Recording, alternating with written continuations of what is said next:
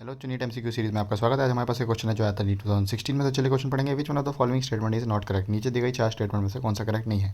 तो ये है offspring produce by sexual reproduction are clones. तो ये सेक्सुअल रिप्रोडक्शन के बारे में एनसीईआरटी पैराग्राफ है ये। तो हाँ, आखिर में देख सकते हैं कि हाँ टर्म क्लोन का इस्तेमाल हुआ है। इसके बाद देखते हैं B microscopic motile sexual reproductive structures are called zoospore. तो हाँ, जो जूस्पोर्स होते हैं ये मोटाइल होते हैं और एक सेक्सुअल रिप्रोडक्शन स्ट्रक्चर होते हैं। ये इस पैराग्राफ के अंदर लिखा हुआ है। इसके बाद देखते हैं तीसरा, in potato banana ginger the plantlet arises from internode present in the modified stem. तो ये पैराग्राफ पढ़ेंगे।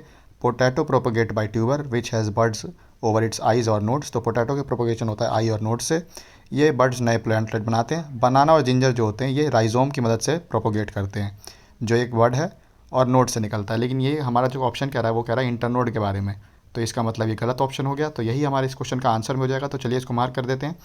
तो यह करेक्ट आंसर हो गया। तो thanks for watching. Please like share and subscribe for more videos. तो बच्चों नीट एमसीक्यू सीरीज में आपका स्वागत है। आज हमारे पास एक क्वेश्चन है जो आया था 2015 में। तो चलिए क्वेश्चन पढ़ेंगे। In ginger vegetative propagation occur through. Ginger के अंदर वेजिटेटिव प्रोपोगेशन कैसे होता है। तो चार ऑप्शन है हमारे पास, ए बल्बिल्स, बी रनर, सी राइजोम या डी ऑफसेट। तो ये एनसीईआरटी रेफरेंस पढ़ेंगे।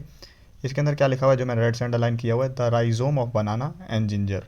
यानी राइजोम जो होता है वो स्ट्रक्चर होता है जो वेजिटेटिव प्रोपोगेशन कराता है किसके अंदर, बनाना और जिंजर के अंदर।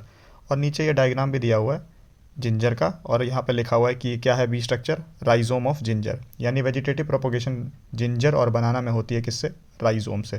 तो इस क्वेश्चन का आंसर हमें मिल चुका है, सी ऑप्शन हमारा राइजोम है। तो चलिए इसको मार्क कर देते हैं। तो thanks for watching. Please like share and subscribe for more videos. Hello NEET MCQ series में आपका स्वागत है। आज हमारे पास एक क्वेश्चन है जो आया था नीट 2018 में। तो चलिए क्वेश्चन पढ़ेंगे। Which one of the following flowers only once in its life time.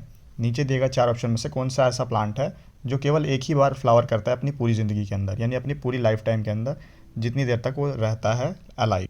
तो चलिए एनसीईआरटी रेफरेंस पढ़ेंगे। ये जो मैंने रेड से अंडरलाइन किया हुआ इसको पढ़ेंगे। A few plants exhibit unusual flowering phenomenon. Some of them, such as bamboo species, flower only once in their lifetime, generally after 50 to 100 years, produce large number of flowers and die. कुछ plant unusual flowering phenomenon दिखाते हैं, जैसे कि bamboo species.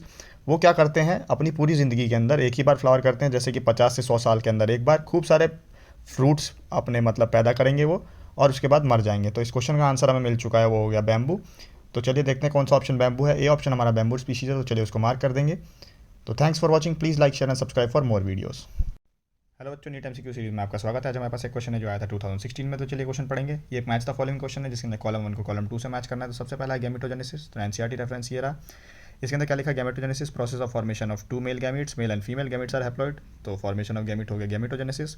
इसके बाद देखते हैं, in flowering plants the unisexual male flower staminate bearing stamen while female is pistillate bearing pistil. तो यूनिसेक्सुअल फीमेल फ्लावर हो गया हमारा पिस्टिलेट। इसके बाद देखते हैं एस्कोमाइसिटीज़ ये होते हैं, ये होते हैं डाइकैरियोटिक। तो हाइफे ऑफ हायर एस्कोमाइसिटीज़ यानी डाइकैरियोटिक। अगला देख लेते हैं, फ्यूज पिस्टल सिनकार्पस। तो आखिरी बचता है हमारे पास। तो फ्यूज पिस्टल है, पिस्टिल्स आर फ्यूज टुगेदर। तो हो गया ये हमारा सिनकार्पस। अब देखते हैं कौन सा ऑप्शन ऐसा हो जाता है जिसके अंदर ऐसे सारे ऑप्शन। तो डी ऑप्शन ऐसा है जिसके अंदर ए का थर्ड, बी का फर्स्ट, सी का फोर्थ और डी का सेकंड है। तो चलिए ये इस क्वेश्चन का आंसर हो गया हमारा। तो thanks for watching. Please like share and subscribe for more videos. Hello NEET MCQ series में आपका स्वागत है। आज हमारे पास एक क्वेश्चन है जो आया था नीट 2013 में। तो चलिए क्वेश्चन पढ़ेंगे। Product of sexual reproduction generally generates, यानी सेक्सुअल रिप्रोडक्शन से क्या जनरेट होता है। तो सेक्सुअल रिप्रोडक्शन के बारे में नीचे एनसीईआरटी रेफरेंस पैराग्राफ है, इसके अंदर जो रेड से अंडरलाइन है उसको पढ़ेंगे। Because of fusion of male and female gametes sexual reproduction results in offspring that are not identical to parents और अमंग देमसेल्फ। यानी सेक्सुअल रिप्रोडक्शन की वजह से जो बच्चे पैदा होते हैं वो अपने पेरेंट्स से आइडेंटिकल नहीं होते और एक दूसरे के अंदर भी आइडेंटिकल नहीं होते। इसके बाद ये नीचे मैंने रेफरेंस दिया हुआ है, इसको पढ़ेंगे। तो क्या लिखा हुआ है इसके अंदर मैंने, sexual reproduction involve meiosis, meiosis result in crossing over between chromosome generating new recombination. Beside sexual reproduction generally involves combination of genes from two different organism, thus sexual reproduction generates new genetic combination leading to variation. तो इसका मतलब sexual reproduction से variation होते हैं क्योंकि इसके अंदर jeans का कॉम्बिनेशन होता है, क्रॉसिंग ओवर होता है, क्रोमोसोम का क्रॉसिंग ओवर होता है। तो इसका मतलब इसकी वजह से न्यू जेनेटिक कॉम्बिनेशन या फिर वेरिएशन का प्रोसेस होता है। तो इस क्वेश्चन का आंसर हो गया ए ऑप्शन हमारा। तो thanks for watching. Please like share and subscribe for more videos.